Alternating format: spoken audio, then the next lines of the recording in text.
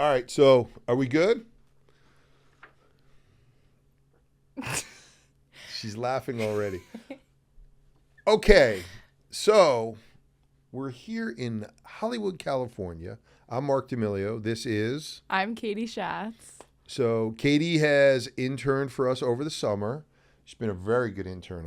I've heard a lot of really good things about you. But tell everyone a little bit about yourself first. Yeah, so I am going into my junior year at UConn. I am a management major.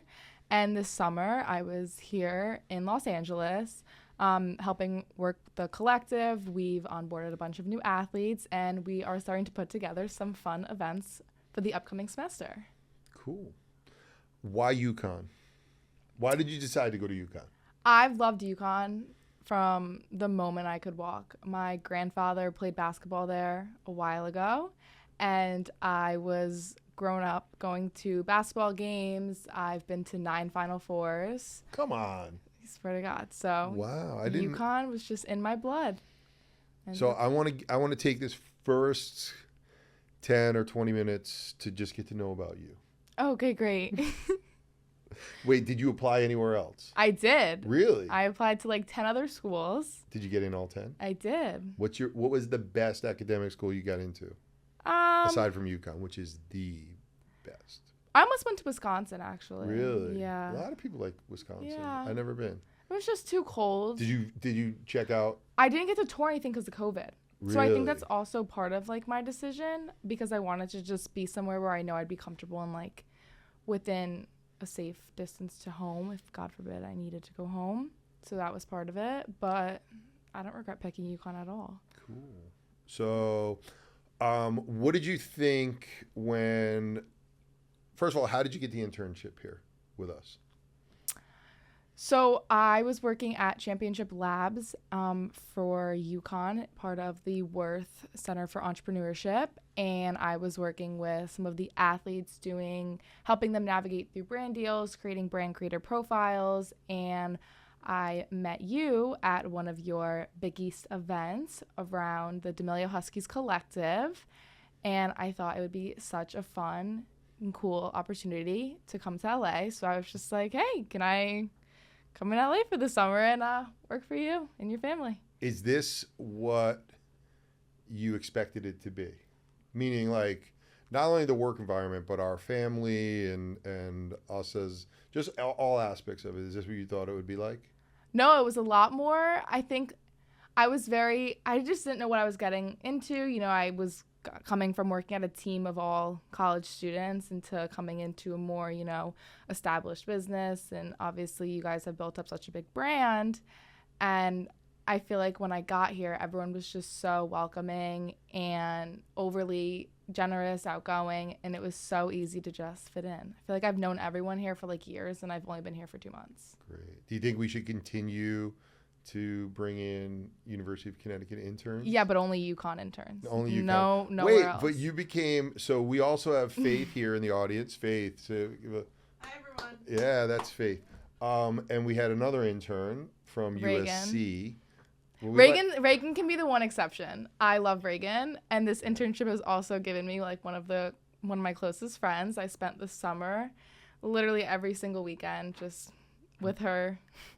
So I'm very appreciative of this. Wait, but you're not the first UConn intern we had.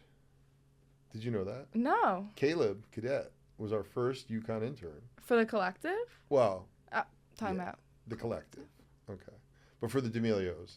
And he, like, sometimes people I think what is interesting is sometimes people think, like, people that have notoriety, you can't go up to them and ask them things. And I remember we were at Gamble, and we were in, where do they do that little area? Champions Club. The Champions Club.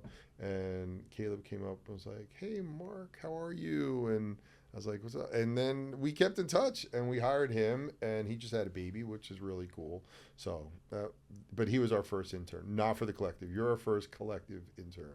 But you did more than just... Yeah, so I started out on brands, working with the marketing team, but I've always had a passion for sports. I grew up playing sports, and I've obviously watched UConn athletics. And my friend Mackenzie was hired as a coordinator of course, I worked with her at Championship Lab, so we already had a good relationship. And she was just starting to take on all these new projects for the collective to look to expand. And I asked, hey, can I help you out? And I started kind of transitioning and doing a lot of work for the collective, which I love doing. I just love sports and kind of just helping athletes find what they're passionate about and monetize off of it.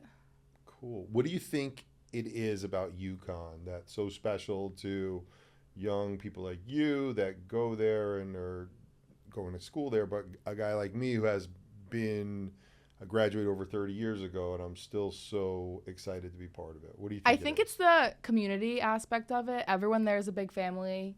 You know, look how many people showed up when we made it to Houston, and look how many people came to the hotel after we won it all. And I probably knew like 5 people there. By the end of the night, I had socialized with like 70. Yeah. And I just think everyone is so welcoming. And the athletes at UConn are all genuinely good people. You know, they have really good, just a good brand for themselves overall. You always hear people just say really good things about how organic the chemistry is there. Nothing's ever forced. You know, I think that UConn also does a really good job with making sure that they are kind of connecting with their fans and the people who are supporting them, because at the end of the day, you know, we're the ones there in the stands and cheering them on, and I think that they really appreciate that, it feels nice as a fan.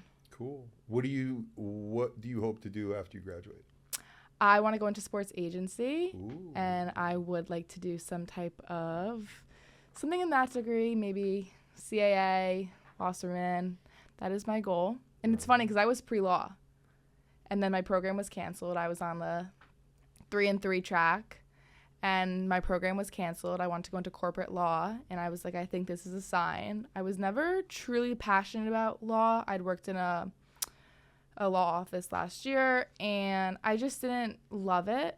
And then I think all of a sudden it was canceled. I was like, this is a sign that I don't belong here. So I shifted gears and I started working within the NIL sports realm at UConn, and I just love doing it. Really? Yeah. Cool. All right. So I don't think people know a lot about me. I don't even think you know a lot about me. You probably know more than most from being here. And so what questions do you have for me? Why did you start the collective? You know, I thought it seemed like a natural progression of what I was doing with both my career working with Mitchell & Ness and in the sports license side.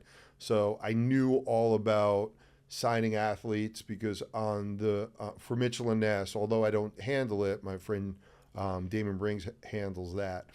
With the NBA, you sign with the NBA Players Association, but with baseball and NFL, you have to sign each player individually. So I knew all about licensing, and I knew how important athletes' name, image, and likeness is. And then coupling that knowledge with what I've done with our family and Dixie and Charlie, it seemed like a natural progression and a natural thing for me to be well set up and suited to do it. So far, I think it has been, and I really wanted to do it not just, hey, let's grab a stack of money and pay players. I wanted to make it more well-rounded and be able to offer more to student athletes than just a paycheck.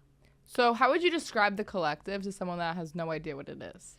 Yeah, I mean the way, so NIL, which that term is used all the time, it's an acronym for name, image, and likeness. And for years, student athletes would basically put these universities on their shoulders and not be able to reap any of the benefit of being able to use their name, image, and likeness to generate revenue for themselves, where the schools did. So with our collective, I wanted to do things a little bit different and make it a little bit more diverse as far as the not just make it about football or basketball. And I think we've done a really good job picking different athletes. But I want our collective to be more than what others are out there, and I want to basically be the national example of how a collective should run. What's the end goal for it? Where do you see it in 5 years? Good question. We're not looking, although we're not set up as a non-for-profit. We are considered a for-profit organization, but that's just because we're actually acting as a management company where we want to be able to pass deals either off from corporations and brands to members of our collective, or pay them to do things, whether it's events and things like that. So I see it as a vehicle where student athletes come to UConn. They get what they probably get from other collectives, where they get payments to do certain activities. But I also think of it more. I see the end goal being something where you come into UConn, you get what we've all gotten is great college education and degrees. You get the potential, not through our collective, but through the athletic department, get the potential to potentially play professionally. But then I want to do more. I want kids to leave UConn with a bigger social media platform, a better personal brand. I want to help them, open doors for them if I can, through, I think the event we did in LA was great, because as popular as Donovan is and as popular as some of the players are on campus, they don't get to travel and necessarily meet other executives. So connecting Donovan and Michael Rubin and those things, that's what I want it to be. I want it to be not only just a way where student athletes could generate money, where they could build their personal brand and ultimately leave UConn with a bigger footprint than they could have ever done just by themselves. Was that your favorite moment out of everything you've done for the collective so far? The LA event? Yeah, I think so. Because I think it's great, right, that you could go through the program Open Doors and basically put money in the pockets of kids and have student athletes get paid for what they've never gotten paid before. I mean, guys that I grew up with and went to college with, like Chris Smith, who was a guard for UConn, and Tate George, and these guys would have made so much money and they missed out. And the fact that we are putting money in kids' pockets and student athletes' pockets is great, but also seeing someone like Donovan who won a national championship and did all these things, and he still looks back at the event coming out to LA as like one of the highlights, is amazing. Yeah, it's awesome. Is there anything coming up for the collective? Yeah, I mean, we're look, this is all new for not only us, for everybody, and we're just kind of figuring it out.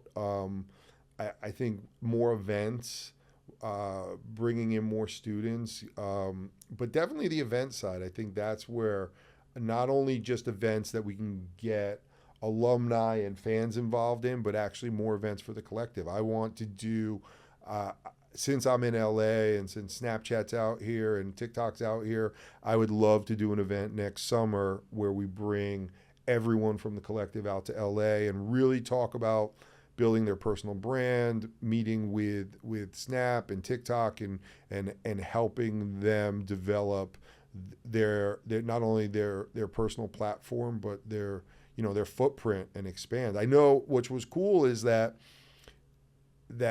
I think I forgot who it was, but most of the kids that came from UConn out to LA, as soon as they join the collective, their following is expanded. Yeah. And I think that's something that I like. I think people underestimate how important your social media profile is. And I joke around and say it all the time. When I was younger, when someone would say, I graduated from Harvard, you'd go, wow. Now all of a sudden someone says, so-and-so has 1 million followers. You're like, really? Wow, what do they do? And it's almost become, if not as important as your education, more important sometimes. So, do you want to share what's coming up in October?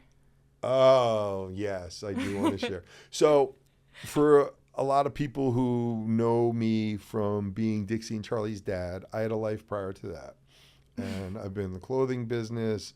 I have my own clothing brand. But to make ends meet at college, I was a DJ, and I was the DJ at Huskies on Thursday nights, which was the biggest night.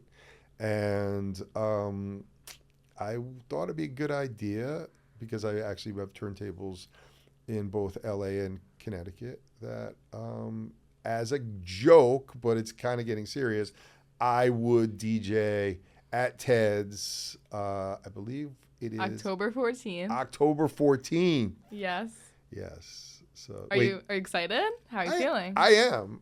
Look, it's for a good cause. We're going to generate money for the collective, and I don't take myself too seriously with anything that has to do with something that I don't think I'm an expert or really good at. Meaning, like, people come up to us and like, oh my God, Marc, I get it. I'm famous because of my kids, and I'm cool with that. No one would care if I were DJing it at Ted's except for because my kids are famous. And if that helps UConn and that helps the collective, I'm fine with that. So do you have any songs that you're gonna? Yeah, I'm going to have to balance it out I know it. So do you know that's also Parents Weekend? It is. Yes. So someone who's a parent who I know. So we're going to have. So it's going to be a mix of kids and parents. Okay. Yes, and it is going to get messy, I think. So you're going to have to mix old school and modern day. Yes. What's your favorite genre to play? I think probably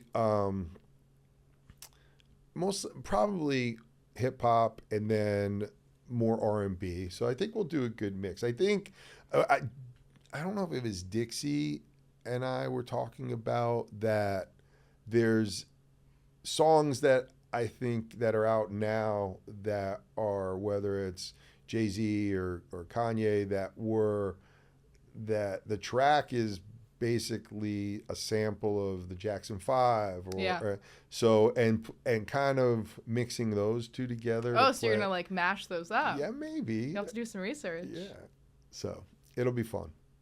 And maybe what I would love is for like playing a song that is more for your generation that gets everybody excited. So are you gonna take requests? Early on. Yeah, we'll probably do something on Twitter. Okay. But I'm only doing vinyl. So it has to be on no computer, no sampling, just straight out of the jacket, vinyl record, put it on, put the needle on the record, play it, and that's it. So that's how we used to do it back in the olden days. Well, that would be exciting. I kind of want to switch and talk about just UConn as a whole. Yeah. So obviously you've been back to visit a couple times. I know you were there this past month. Where is your favorite downtown Stores food spot? Downtown Stores food spot.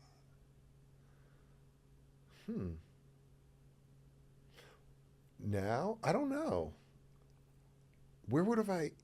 There's Dog Lane, Gansett. I haven't been really. Really? Yeah, I haven't. I did go. Well, I went to Dog Lane recently, and that was great. And then I went to Gino's, which isn't there anymore, and I haven't been to a lot of the other spots. Wait, does Ted still have a grinder shop? No. Yeah, that was big. I can give you all the old places. Did you ever go to Sam's and get the fried chicken? No. Oh, well, you got to do that after the DJ. Sam's fried chicken. That's what we're going to do. Is it good? Really? Yeah. All right, cool. But it's got to be like a Saturday night. Yeah. So what's the best restaurant on campus right now? I feel like it depends. I think my personal favorite is Eat Joy. Eat Joy. It is poke bowls, and they have some type of Chinese food. It's super good, and they have really good boba drinks. I feel like Dog Lane's good. It's good to just go in more of like a sit-down place. I think that's really the only place that you can really dine in and have it brought to your table. But there's new restaurants coming. Maybe we can get the collective involved with that. Let's do it. What's the best place? Like when I was going to UConn, a lot of the smaller dorms, like Towers, had incredible food. We had a chef. We had a day chef and a chef for dinner. And it was like, so in the morning, you could just walk in to your dorm and say, hey, I want a ham and cheese omelet, and they'd make it. And Times have changed. Is there any good food on campus for in dining halls? Personally, I think the Union has the better food options. I have had some interesting dining hall experiences that I have to say I did not go there all freshman year, and I ended up buying an air fryer and a hot plate, and I cooked every meal in my dorm. But the Union does have a really good like taco burrito bowl bar. Yeah, I've eaten there. There was some good I think food that's there. still considered dining hall because you Yeah. can use points. But I would really like them to bring Chick-fil-A into the Union. Ooh, all right, let's make That's my that hot happen. take. Wait, let me ask you something. What's your favorite place to go on campus? Not for food, just anything. Like where's your like happy place on campus? To study? Either or. I like the Starbucks in the bookstore. Okay. Weird, but I like going to Starbucks even if I'm not even doing anything, just to just sit in there. I feel like it's in a good spot. It's not like always crowded, and there's always someone you know in there. So that's probably my favorite spot on campus. Off campus, I do like to go over to like West Hartford for dinner a lot. It's convenient that you're so close to a bigger city because at times you do feel a little isolated, just surrounded by cows. But it is nice. Speaking of cows, what's your favorite dairy bar ice cream flavor? We have to know. I just went up there and I actually had the salted caramel, and it was really good. Is that your favorite? Yeah. I haven't tried them all, so it's kind of hard. Have you tried Husky Tracks? I have not. I think you gotta try that next time. So we'll do let's do something on Twitter and find out the top 5 flavors, and we'll test them all. Maybe we can do something for the collective with that. Yeah, that'd be cool. Sneak peek. What's your favorite UConn memory as a student? Oh man, I have so many. It's funny because it was only a few years, and like I was there during a time that the basketball season the basketball team just started to get good. I was there when Gamble opened. I saw the first concert at Gamble, which Who was it? So this is big trivia. So the actual band that played was Midnight Oil, but I believe the opening act, and somebody correct me on this, but I'm pretty sure I'm right, was called the Railway Children, and they were pretty good. It's kind of like a progressive new wavy kind of group, and then Midnight Oil was big, and that was that. Did you know Biggie performed on campus? No, he did. I did not know that. He did. A lot of people don't know that. It was after I graduated, but during spring weekend, I believe. So, we had Trippie Redd there this year. That's what I heard. Yeah, I didn't go, How but was I that? didn't go. Yeah. I was at Ted's, but there's so many things. My fraternity did lip sync at the student in Jorgensen, which was like that competition. Do you have a really like funny story that happened? No, I don't. That can be. No. We lip synced. No, wait, what do we do? I don't know. Was it lip sync or to the Village People, which was fun. What is your favorite memory of UConn sports?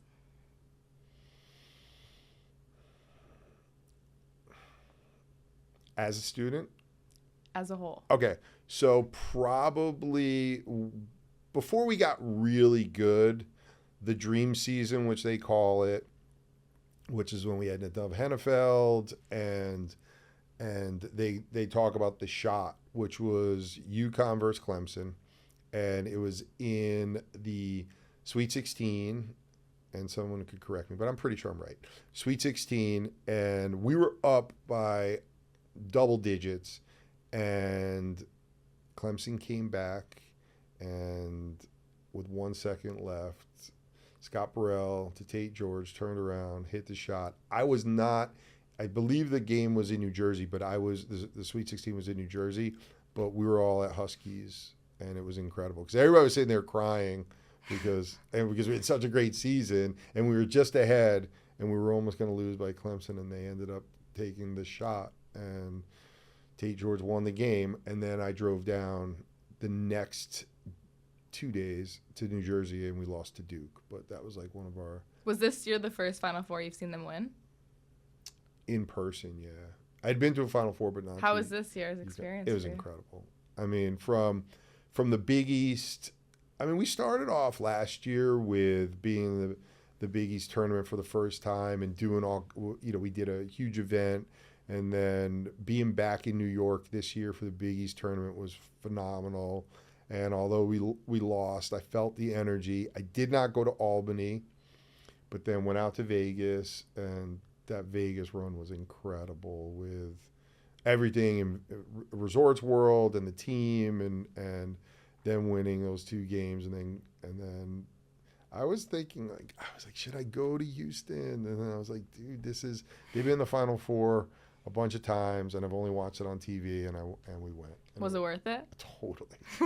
Totally. Who is your favorite UConn player of all time? That's easy. Basketball we're talking about?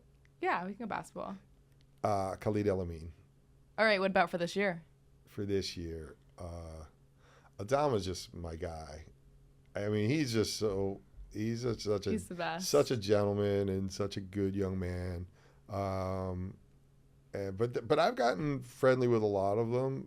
Donovan, Joey's was a class act this year. Love him. They were all great.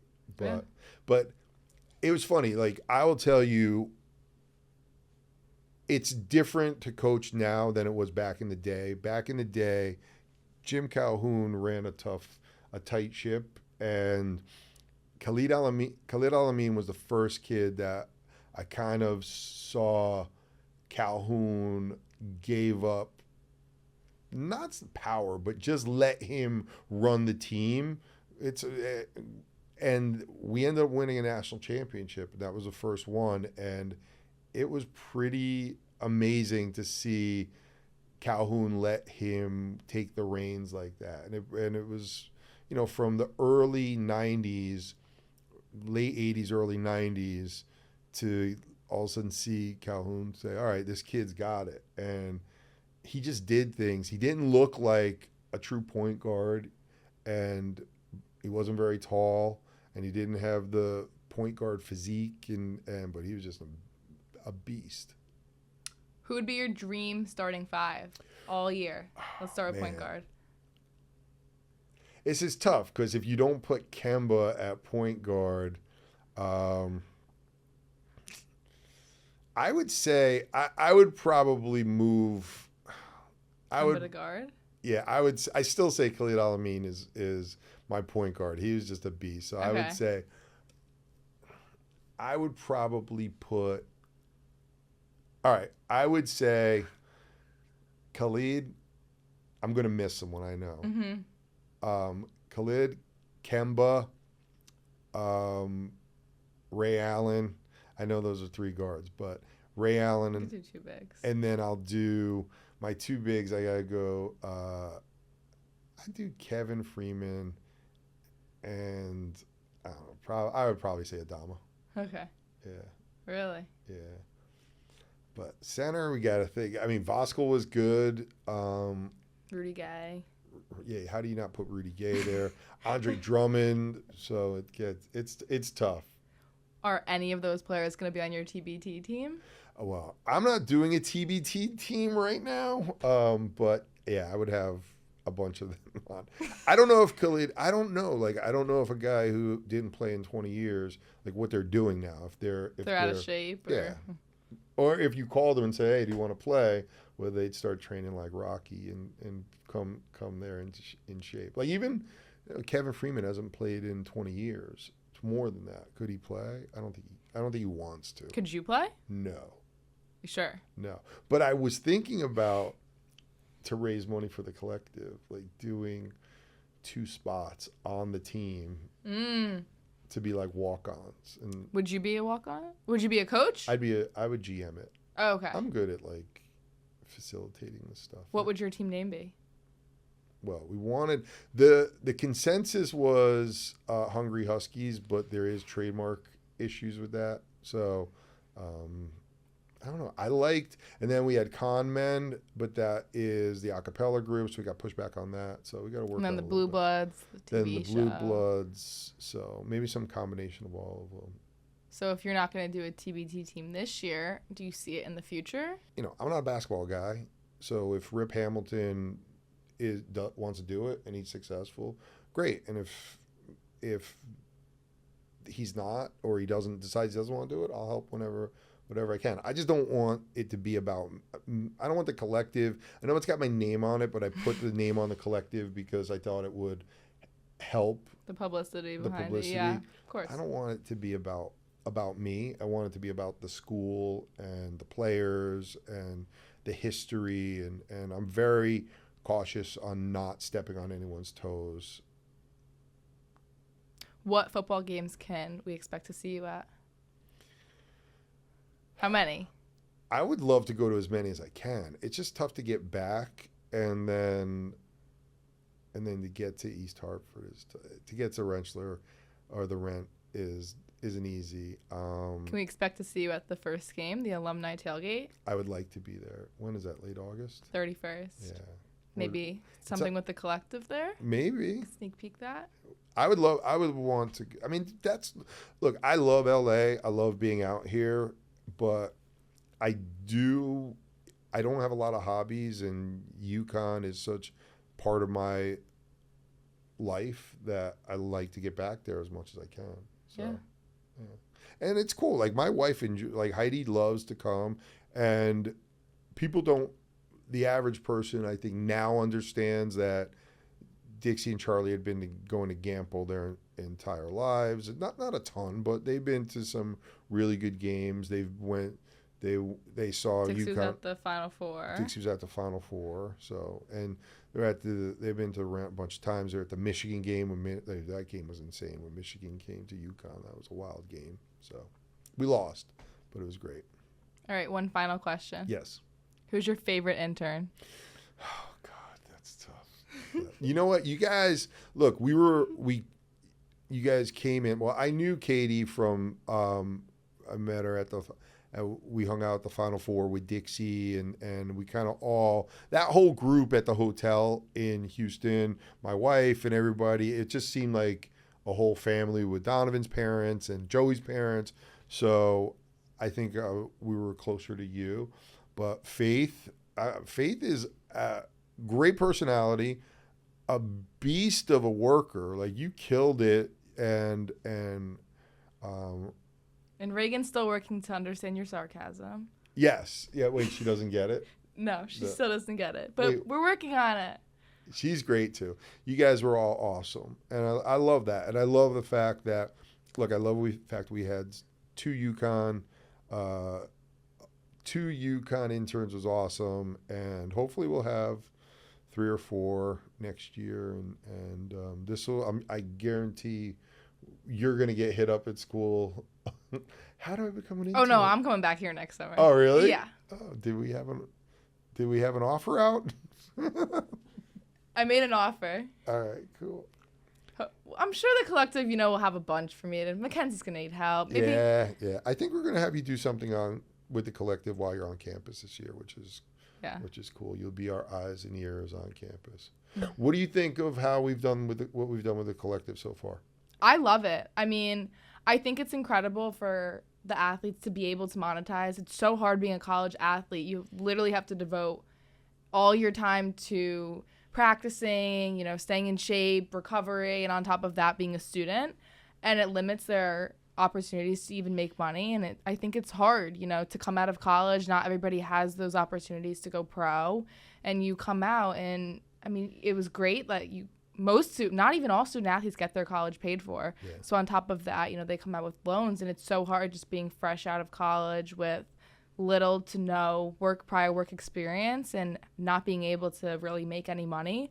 I think it also just allows them to develop a huge personal brand and to showcase, who they are. I know last year I worked with a couple athletes, and one of them just was like, well, what's a brand? And he thought it was like a clothing brand. And I was like, no, it's just the what defines you, being open at communication, being a vocal speaker and being a leader. And I think that people are really able to see athletes off the court even more now with these whole NIL opportunities and brand deals, and I think it's great for athletics.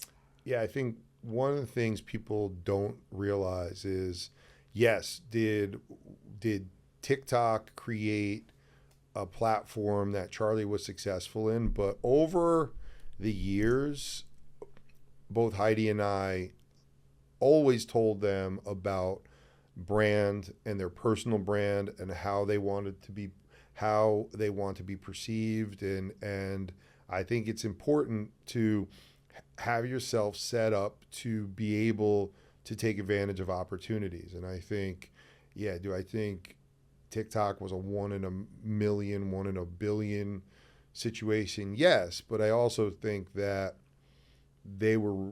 Charlie was ready for it because of the things that we instilled in both girls, and that's the same thing I want to do for the people within the collective, as much as they want to be. Some people are more introverted and they don't want to be the face and they want to be more behind the scenes. So it's up.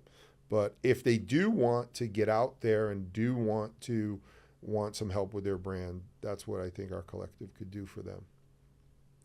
I agree. And wait, one last thing. Let's talk about raising money for this collective.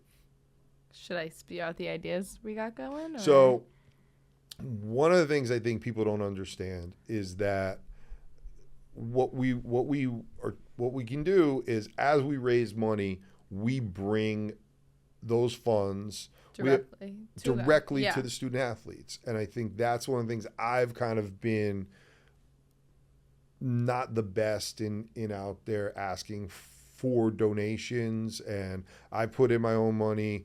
We've had a couple other people who have done a lot donating money to the university, put in some money, but it's really the greatest way to ensure that we're competitive for years to come, because there's other schools out there that alumni and are donating money to collectives. And as much as I hate to ask people for donations, it's the lifeblood of what we're doing. And we have different types of, we're going to do different events, but we also have, if you want to make a donation and you want to earmark it towards a particular sport, we're more than happy to do that. Yeah.